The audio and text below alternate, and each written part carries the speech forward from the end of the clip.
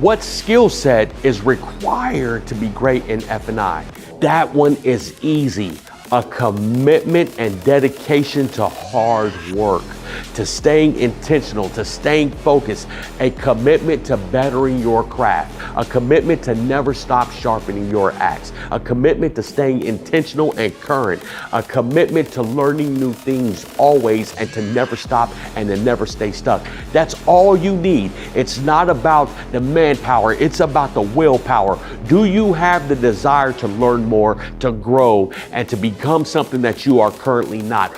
Do you have the will to be something better and become a version of your best self? See, if you have that intention, if you're not afraid of hard work, if you're willing to skill up, that's all you need to become great in F&I.